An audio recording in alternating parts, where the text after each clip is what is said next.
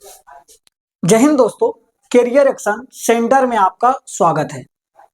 तो आज से हम लोग न्यू जर्नी शुरू करने वाले हैं। न्यू जर्नी कहने का मतलब होता है कि आप लोग क्लास 11 में इन कर गए हैं और आप लोग मैट्रिक या क्लास 10 का एग्जाम दे चुके होंगे और आप लोग क्लास 11 सोच रहे होंगे कि कहाँ से पढ़ाई किया जाए। ठीक है, तो चलिए आज से हम लोग मैथ का सिलेबस कंप्लीट करते हैं। आप लोग को साल भर यानी कि 1 ईयर्स कंप्लीट करेंगे। 1 ईयर्स में आप लोग को टोटल पढ़ना है मैथ में 15 चैप्टर, ठीक, सॉरी 14 चैप्टर पढ़ना है। ठीक है, जो कि 15 चैप्टर था, जो कि अब एक चैप्टर को हटा दिया गया है। ठीक है, तो आप लोग को टोटल पढ़ना है 14 ही चैप्टर। तो चलिए हम लोग एक एक करके देखते हैं और 14 चैप्टर को 12 महीना में कंप्लीट करना है। ठीक है, तो बहुत सारे लोग सोचते हैं कि 11th जो है 11th पढ़ना ही बेकार है, लेकिन देखिए यदि आप लोग 11 नहीं पढ़ते तो 12th में मैथ समझने का भी आप लोग कोशिश नहीं करिएगा। ठीक है, तो आप लोग को मैथ समझने में बहुत ज्यादा दिक्कत होगा 12th में, तो इसीलिए आप लोग को 11 पढ़ना बहुत जरूरी है। तो चलिए आज का हम लोग क्लास शुरू करते हैं। तो चलिए आप लोग को सबसे पहला चैप्टर नंबर पढ़ना है कि समुच्चय। पहला चैप्टर आप लोग को क्या पढ़ना है, तो समुच्चय पढ़ना है। उसके बाद दूसरा नंबर चैप्टर पढ़ना है संबंध एवं फलन। तीसरा पढ़ना है त्रिकोणमितीय फलन। चौथा नंबर चैप्टर पढ़ना है सम्मिश्र संख्या और द्विघातीय समीकरण, जो कि आप लोग द्विघात समीकरण पढ़े थे क्लास 10 में। ठीक है, तो चलिए रैखिक असमीकाएं, क्रमचय और संचय, द्विपद प्रमेय, अनुक्रम तथा श्रेणी, सरल रेखाएं, शंकु परिच्छेद। उसके बाद होता है त्रिविमीय ज्यामिति का परिचय, सीमा और अवकलज, संख्यांकी और परियोगिता। यदि आप ये 14 चैप्टर को कंप्लीट करते हैं तो आप लोग को 12th में बहुत कम प्रॉब्लम होगा मैथ में। और यदि आप लोग 12th के बाद यदि आप लोग नीट या जेई या आईआईटी की तैयारी करना चाहते हैं तो आप लोग के लिए 11th बहुत ही जरूरी होगा। ठीक है, क्योंकि यहाँ से बहुत ज्यादा क्वेश्चन पूछा जाता है। तो आप लोग ध्यान से 11 को पढ़िएगा। 11 यदि आपको 10 में किसी तरह का भी प्रॉब्लम हुआ होगा तो वो सभी भुलाकर आप लोग पढ़ाई को शुरू करिएगा।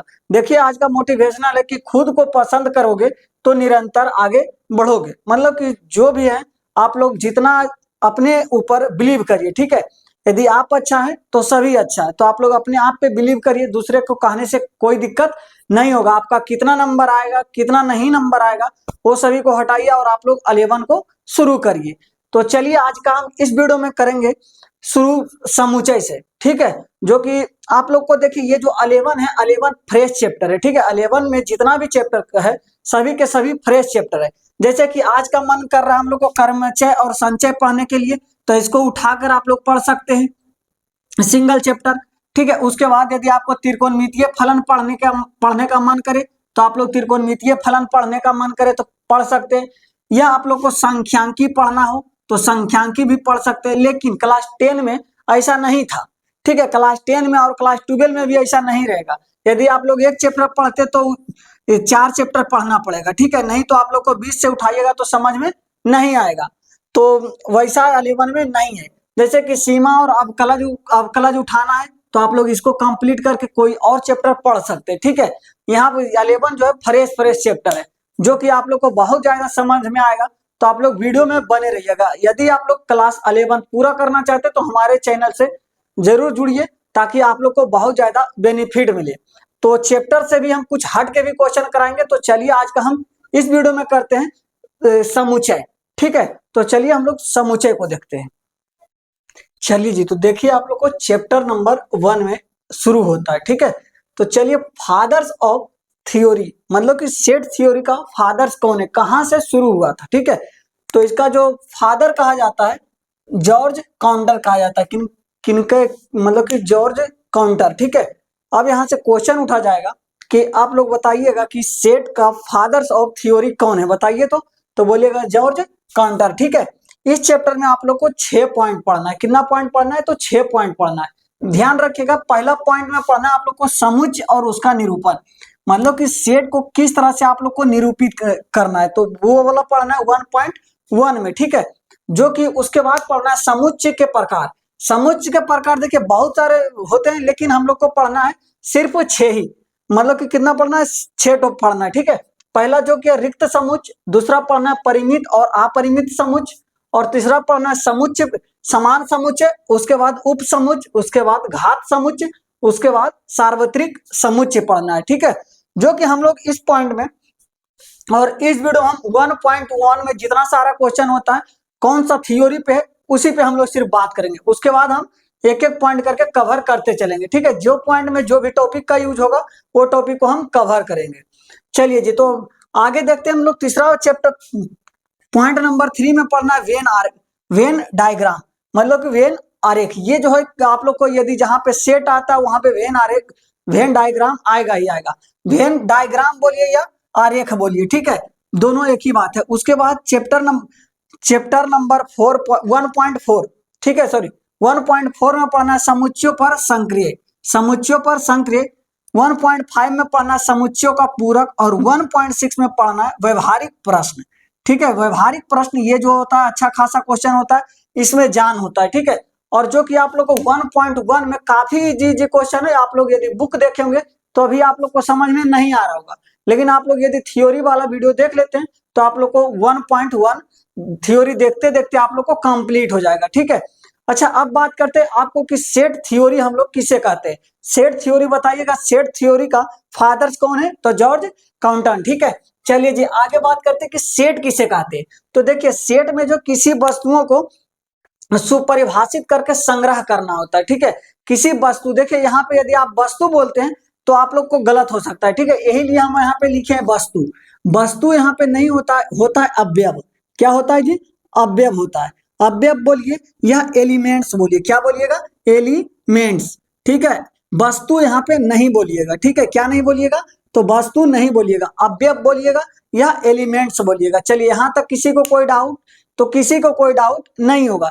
यहाँ तक सेट समझने में किसी को कोई डाउट नहीं होगा। और हम क्वेश्चन लेंगे तो क्वेश्चन से सभी तरह का सेट का थ्योरी जो रहेगा सभी के सभी आप लोग को कंप्लीट हो जाएगा। ठीक है, चलिए तो अब क्या बोलते हैं, अब हम सॉल्व करते हैं आप लोग को चैप्टर नंबर 1.1 का। आप समझते हैं हम लोग थ्योरी वाला, मतलब कि ऐसा ऐसा थ्योरी रहेगा कि वहां से थ्योरी ही देखते आप लोग को क्वेश्चन बन जाना चाहिए। ठीक है, तो चलिए अब हम देखते हैं थ्योरी। बोर्ड को साफ करते हैं और आपका उदाहरण देते हैं समुच्चय और उसका निरूपण किस तरह से होता है। ठीक है, चलिए जी देखिए ये जो उदाहरण ये उदाहरण से आप लोग को सेट थ्योरी कंप्लीट हो जाएगा। ठीक है, और इसमें बहुत ज्यादा कुछ सीखने के लिए मिल जाएगा। और 1.1 में इसी तरह का भी क्वेश्चन भी है। तो चलिए जी हम सबसे पहले देखते हैं कि क्वेश्चन नंबर 1, 10 से कम विषम संख्याएं, 10 से कम विषम संख्याएं बोलिएगा। यदि किसी भी आदमी से या किसी भी व्यक्ति से पूछा जाए कि 10 से कम, मतलब कि छोड़िए यहाँ पे विषम संख्या जो प्राकृत संख्या कर देते हैं, काफी इजी हो जाएगा। ठीक है, 10 से कम प्राकृत संख्याएं, जैसे कि प्राकृत संख्या किसे कहते हैं ये सभी तो आप लोग को पता होगा कि गिनती की संख्या को हम लोग बोलते हैं प्राकृत संख्या। गिनती की संख्या को हम लोग क्या बोलते हैं, प्राकृत संख्या बोलते हैं।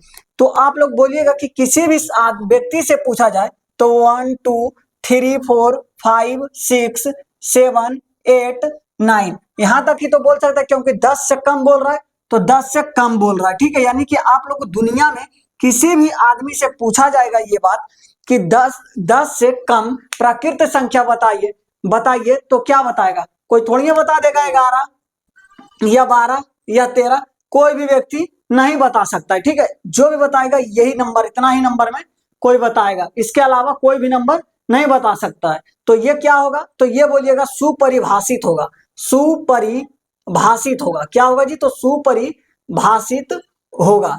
चलिए जी, जैसे कि मतलब कि कोई भी संख्या हो या कोई भी अवयव हो या कोई भी, मतलब कि दुनिया में जो भी चीज आप लोग को देखने के मिल रहा होगा, सिर्फ उसका एक ही, जिस आदमी से भी पूछा जाए एक ही नाम बोला जाए। ठीक है, जैसे कि अभी बोला जाए कि भारत के प्रधानमंत्री कौन है, भारत के प्रधानमंत्री कौन है, तो भारत के प्रधानमंत्री नरेंद्र मोदी है, तो नरेंद्र मोदी ही बोलेगा। ठीक है, तो ये भी है जो क्या है, तो सुपरिभाषित है, सुपरिभाषित है। जैसे देखिए कोई भी थोड़ी बोल सकता है इंदिरा गांधी है, कोई नहीं बोल सकता है, या नीतीश कुमार है, या कोई भी हो, मतलब कि आरजेडी हो या बीजेपी हो या कांग्रेस है, जैसे कि जो भी हो, मतलब कि यहाँ पे जो कहना है हम लोग को साफ कहना है, बहुत ज्यादा इधर उधर नहीं जाना है, जो बोलना है साफ बोलना है। ठीक है, कि सभी के आवाज में एक ही चीज आना चाहिए। ठीक है, सब चीज का मतलब कि जो गलत ना हो। ठीक है, तो यहाँ पर आप लोग को एक और उदाहरण भी ले सकते हैं, जैसे 7वां नंबर उदाहरण, ठीक है, कि भारत का प्रधानमंत्री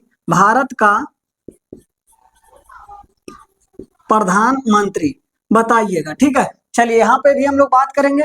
चलिए अगला है कि 5 अच्छा अभिनेता। अभिनेता मतलब कि होता है एक्टर। अभिनेता मतलब एक्टर यानी कि हीरो। ठीक है, देखिए आप लोग कमेंट बॉक्स में बताइएगा कि बहुत बहुत सारे लोग के बहुत पसंद पसंद के हीरो होंगे। ठीक है, जैसे कि मान लेते हैं कि हम अपने ऊपर लेते हैं कि अमिताभ बच्चन, ऋतिक रोशन, शाहरुख खान, ये सभी हमें पसंद है। और किसी अगले आदमी को होगा आमिर खान, सलमान खान, अक्षय कुमार, ये सभी सबका अलग अलग मन पसंद रहेगा। ठीक है, ये कोई फिक्स नहीं है कि हमें अच्छा लग रहा है सलमान खान तो आपको भी अच्छा लगना चाहिए सलमान खान, ये गलत बात है। तो ये जो है सुपरिभाषित नहीं है। क्या नहीं है? तो सुपरिभाषित नहीं है। चलिए जी, सुपरिभाषित नहीं है मतलब कि देखिए आदमी को देखते ही आदमी मतलब कि चेंज कर देता है। ठीक है, जैसे कि वहां पे बाय द वे ये जो सेट थ्योरी है जो कि आप लोग अपने अपने दोस्त में भी डिस्कशन कर सकते हैं।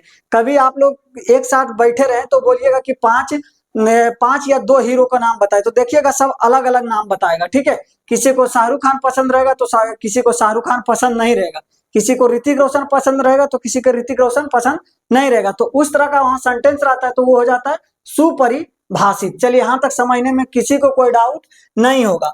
चलिए जी, अब बताइए अंग्रेजी का वोवेल कितने होते हैं बताइएगा। अंग्रेजी का वोवेल कितने होते हैं तो बोलिएगा आप लोग 5 होता है। तो कौन कौन होता है? तो ए, ई, आई और ओ और यू। बताइए दुनिया में कोई भी व्यक्ति से पूछा जाएगा कि अंग्रेजी का वोवेल कौन कौन होता है तो सब बोलेगा ए, ई, आई, ओ, यू। सभी व्यक्ति बोलेंगे ए, ई, आई, ओ, यू। इसके अलावा कुछ होता है बताइएगा? तो इसके अलावा कुछ नहीं होता है। ठीक है, तो ये हो जाएगा, क्या हो जाएगा? तो सुपरिभाषित होगा। क्या होगा? तो सुपरिभाषित। चलिए जी, सुपरिभाषित है। चलिए यहाँ तक क्वेश्चन नंबर 3 समझने में किसी को कोई डाउट? तो किसी को कोई डाउट नहीं होना चाहिए। ठीक है, चलिए जी अगला क्वेश्चन पे चलते। Question number 4। क्वेश्चन नंबर 4 है, उदाहरण नंबर 4 है इसको बोल सकते हैं। बताइएगा 12 का अभाज्य गुणनखंड क्या होता है? तो 12 का अभाज्य गुणनखंड आता है निकालने के लिए कि नहीं बताइए? 2 बार में यदि लगाते तो यहाँ पे 6 हो जाएगा, 2 बार में लगाएंगे तो यहाँ पे 3 हो जाएगा। तो आप लोग लिखिएगा 2 गुने 3। चलिए और बताइएगा किसी भी अपना दोस्त सहेली या जो भी हो तो उससे पूछिएगा कि 12 का अभाज्य गुणनखंड निकालना है। तो बताइए इसके अलावा कोई भी लिख सकता है या और लिख सकता है 2 का स्क्वायर गुने 3। बताइए इसके अलावा कुछ भी नहीं लिखा सकता है। तो ये भी क्या हो जाएगा? तो बोलिएगा सुपरिभाषित होगा। क्या होगा? सुपरिभाषित होगा। ठीक है, सुपरिभाषित होगा। चलिए अगला क्वेश्चन पे चलते हैं हम लोग। 5वां नंबर क्वेश्चन, दुनिया का 5 सबसे प्यारा जानवर। जैसे देखिए ये जो है दुनिया का 5 सबसे प्यारा जानवर का नाम बताना है। तो बताइएगा, देखिएगा आप लोग को अगल बगल पड़ोसी में बहुत सारे लोग कोई कुत्ता पाल रहे हैं। ठीक है, कोई कुत्ता को यानी कि डॉग को पाल रहे हैं, कोई कैट को पाल ले रहे हैं, कोई काऊ को पाल रहे हैं, कोई बफैलो यानी कि भैंस को पाल रहे हैं। ठीक है, मतलब कि देखिए ये सभी जो है सबका अपना अपना पसंद है, सबका अपना अपना पसंद है। तो ये जो हो जाएगा सुपरिभाषित हो जाएगा। जैसे कि बाय द वे कोई कुत्ता पाल रहा है, ठीक है, उसको कभी कुत्ता काटा होगा, उससे पूछा जाएगा कि आपको कुत्ता प्यारा लगता है तो क्या बोलेगा? बताइए बताइए कि आपको हमें कुत्ता अच्छा लगता है बताइएगा। कभी नहीं बोल सकता कि कुत्ता हमको अच्छा लगता है। मतलब कि जैसे कि गाय को ले लेते हैं। आप लोग बचपन में लिख रहे होंगे कि गाय पर निबंध लिखते होंगे।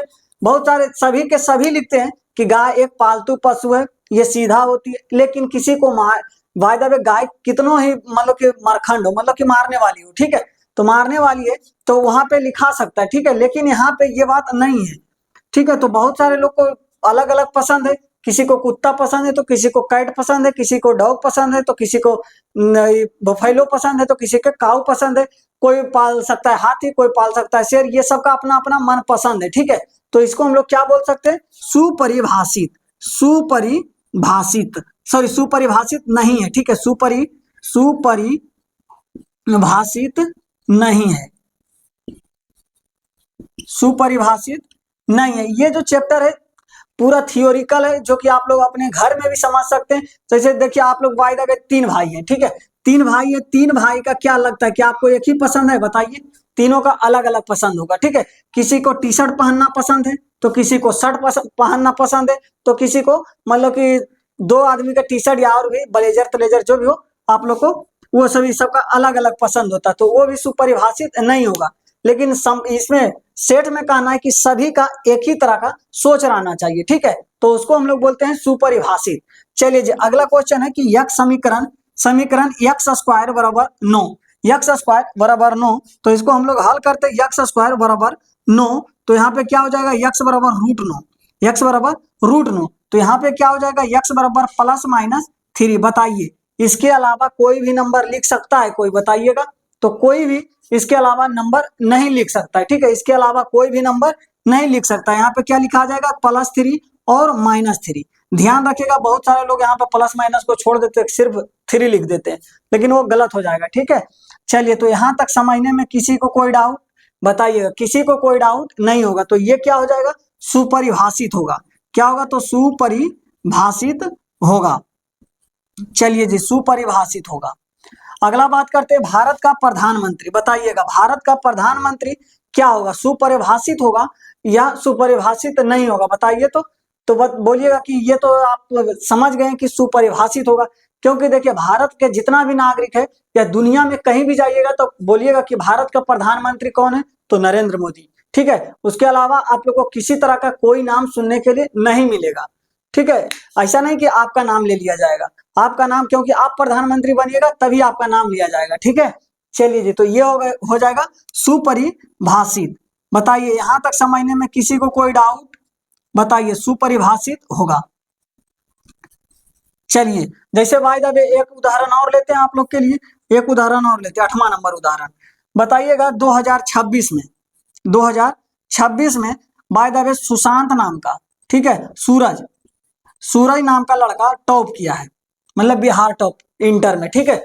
तो बताइएगा तो वहां पे पूछा जाएगा कि बिहार बोर्ड में कौन टॉप किया है, बताइएगा साइंस से, तो बताइएगा तो बोलिएगा तो सूरज ही बोलिएगा, ठीक है। तो सूरज क्या हो जाएगा सुपरिभाषित होगा, इसके अलावा कोई भी नहीं टॉप करेगा। यदि बहुत सारे लोग को मतलब कि टॉप 10 में पूछा जाए कि बिहार बोर्ड में टॉप 10 में 12th का बात कर रहे हैं हम लोग, ध्यान रखिएगा 12th का एग्जाम में साइंस स्ट्रीम से टॉप 10 में कौन कौन है, तो टॉप 10 में जो जो रहेगा वो नाम हो जाएगा, यदि वही रहते हैं तो सुपरिभाषित होगा, यदि नहीं रहते तो सुपरिभाषित नहीं होगा, ठीक है।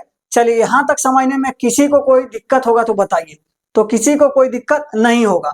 चलिए तो आप लोग थोड़ा सा सीख गए होंगे और आपको क्वेश्चन भी सॉल्व होने के लिए तैयार होगा।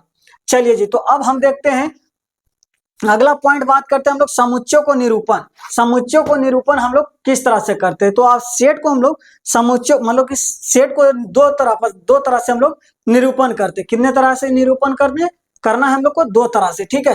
पहला होता है ट्यूबुलर फॉर्म, उसके बाद होता है दूसरा समुच्चय निर्माण रूप, ठीक है, जिसे बोलते हैं रोस्टर। रोस्टर आप लोग को बहुत इजी से समझ जाइएगा, जो कि आप लोग को बहुत आराम है, ठीक है। जैसे देखिए यही उदाहरण पे हम लोग कंप्लीट करते हैं, समझते हैं समुच्चयों का निरूपण, ठीक है। समुच्चयों का निरूपण, समुच्चयों का क्या करना है, निरूपण करना है, ठीक है।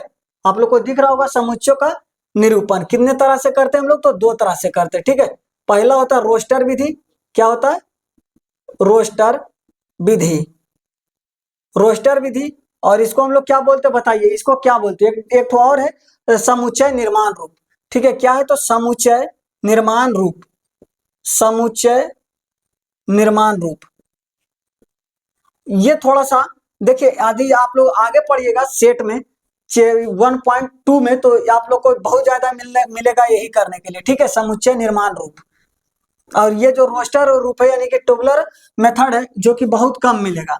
तो टूबुलर मेथड जो है ये बहुत इजी है, आप लोग बहुत जल्दी सीख जाइएगा, जो कि ये बहुत कम मायने रखता है, ठीक है।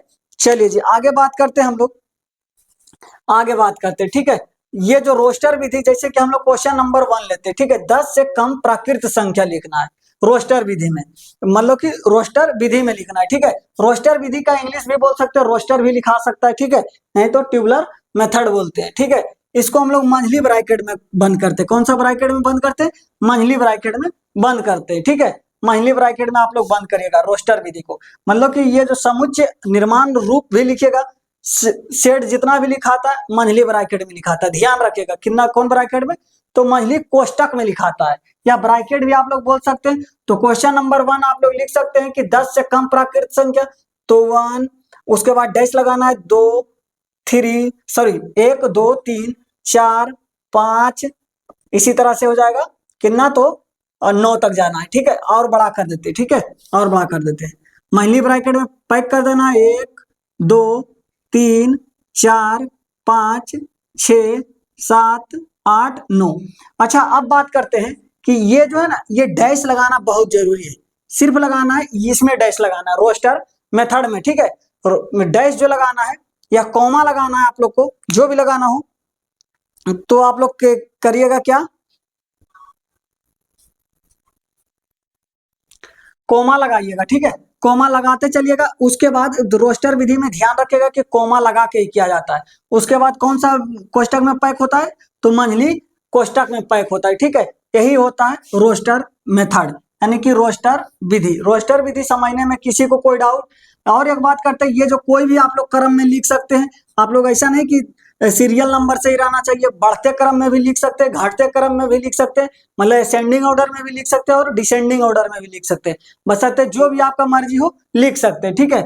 चलिए जी आगे, यहाँ तक जैसे कि यहाँ पे 9 8 7 6 5 4 3 2 1, इस तरह से भी आप लोग लिख सकते हैं, ठीक है। यहाँ तक किसी को कोई दिक्कत नहीं होगा, क्योंकि आप लोग को ये सभी पता होगा, ये सभी बेसिक चीज है।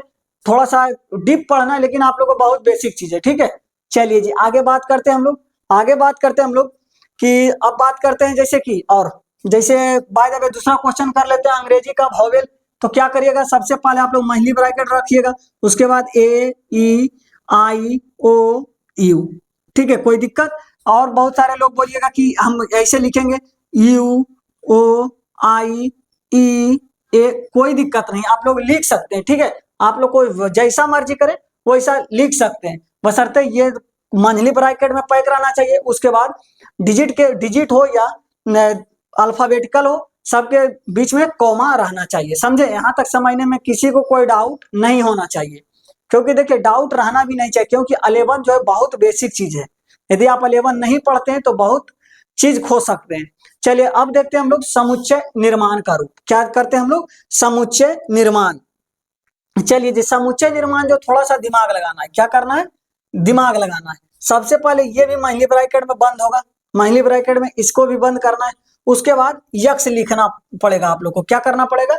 यक्स लिखना पड़ेगा। उसके बाद ये जो है 2 बिंदु आप लोग लिख सकते हैं, इसको क्या बोलते हैं? तो इसको बोलते हैं सच डेट। क्या बोलिएगा? सच डेट। ध्यान से आप लोग लिख लीजिएगा इसको कहीं पे, ठीक है। मतलब कि इस तरह से भी रहता है तो सच डेट बोलते हैं, सच डेट। या आप लोग इस तरह से भी सीधा लकीर भी खींचेगा तो इसका भी नाम होगा सच डेट, ठीक है। ध्यान रखिएगा, बहुत सारे लोग को बोलने के लिए ही नहीं आता है, तो बोलिएगा सच डेट, ठीक है। यक्स सच डेट। उसके बाद क्या लिखिएगा? उसके बाद लिखिएगा यक्स। हम क्वेश्चन नंबर 1 को हल कर रहे हैं, तो 10 से कम प्राकृत संख्या होगा, तो आप लोग लिख दीजिएगा 10 से कम प्राकृत संख्या। चलिए क्वेश्चन नंबर 1 कंप्लीट हो गया। यही था आप लोग को कौन सा मेथड है, तो बोलिएगा समुच्चय रूप निर्माण रूप, समुच्चय निर्माण रूप। चलिए दूसरा क्वेश्चन को देखते हैं हम लोग, वॉवेल वाला। तो आप लोग सबसे पहले मंझली ब्रैकेट में पैक करिएगा, मंझली ब्रैकेट में पैक कर दिए। उसके बाद यक्स सच डेट, यक्स सच डेट। उसके बाद यक्स तो लिखना ही लिखना है। उसके बाद क्या करना है, तो बोलिएगा कि ए ई आई ओ, यानी कि ए ई आई ओ यू के बदले हम लोग वॉवेल लिख सकते हैं कि नहीं लिख सकते, बताइएगा। ए ई आई ओ यू के कलम का इंक बचाने के चक्कर में हम लोग वॉवेल भी लिख सकते हैं, तो लिख दीजिए W O E L vowel, और मंझली ब्रैकेट में पैक कर दीजिए। चलिए यहाँ तक किसी को कोई डाउट नहीं होना चाहिए, तो बताइए यहाँ तक किसी को कोई डाउट नहीं होना चाहिए। चलिए और भी देखिएगा, अवयव में जो होता है, अवयव में रिपीट नंबर नहीं होना चाहिए। अवयव में जो होता है रिपीट नंबर नहीं होना चाहिए। रिपीट कहने का मतलब है कि रिपीट जैसे कि 2 2 नहीं होना चाहिए, 4 4 नहीं होना चाहिए, कोई भी नंबर रिपीट नहीं होना चाहिए, ठीक है। उसे ये ध्यान रखिएगा, अवयव में ये सभी बात नहीं रहना चाहिए, ठीक है। चलिए जी, और एक तो बात ध्यान रखना है कि समुच्चयों में जो होता है, समुच्चय में ये जो होता है समुच्चय बड़ा अक्षर से लिखा जाता है, ठीक है, अल्फाबेट का बड़ा अक्षर से लिखा जाता है। उसके बाद जो एलिमेंट होता है, ठीक है, क्या होगा, एलिमेंट जो होगा वो लिखाता है छोटे अक्षर में, मतलब कि स्मॉल में, ठीक है। और जो अवयव होता है इसको क्या बोलते हैं, इसको हम लोग समुच्चय का नाम, सॉरी एक बार फिर से हम लोग ध्यान से देख लेते हैं, ठीक है, ये सभी मिटा देते हैं। ये बात आप लोग को काफी ध्यान रखना है, ठीक है। अवयव का नाम, अवयव का नाम, अवयव का नाम क्या लिखना है हम लोग को, स्मॉल में लिखना है, ठीक है, स्मॉल में, कैपिटल में लिखना है, ठीक है, कैपिटल में लिखना है। और एलिमेंट्स, एलिमेंट्स में क्या चीज लिखना है, एक अवयव का छोटे अक्षरों से लिखते हैं, ठीक है। अवयव को हम लोग क्या लिखते हैं, समुच्चय का नाम, समुच्चय का नहीं, एक मिनट, थोड़ा सा चलिए जी, हम लोग को लिखना है समुच्चयों का नाम, सबसे पहले लिखना है समुच्चय का नाम, ठीक है। क्या करना है, समुच्चय का नाम, ध्यान रखिएगा, समुच्चय का नाम हम लोग बड़ा अक्षर से दिखाते हैं, ठीक है। जैसे कि ए बी, इस तरह से करते, A B C D E D E F, ठीक है, मतलब कि बड़ा वाला ABCD से आप लोग लिख सकते हैं। क्या लिखिएगा, तो समुच्चयों को आप लोग लिखिएगा बड़े अक्षर से, ठीक है। चलिए आगे बात करते हैं हम लोग अवयव को क्या लिखेंगे, तो अवयव को हम लोग लिखेंगे छोटे अक्षरों से। अवयव को नाम कैसे देंगे, तो हम लोग लिखेंगे छोटे अक्षर से, जैसे A B C, उसके बाद D, उसके बाद E, उसके बाद F, ये सभी से लिखेंगे, ठीक है। तो आप लोग को 1.1 का जितना भी थ्योरी था सभी के सभी हम लोग कंप्लीट कर चुके हैं, ठीक है। तो चलिए आज का क्लास आप लोग को कैसा लगा कमेंट बॉक्स में जरूर बताइएगा, और यदि हमारे चैनल पर नए होंगे तो चैनल को आप लोग जरूर सब्सक्राइब कीजिएगा। तो चलिए हम लोग मिलते हैं कल के वीडियो में, जब तक के लिए जय हिंद।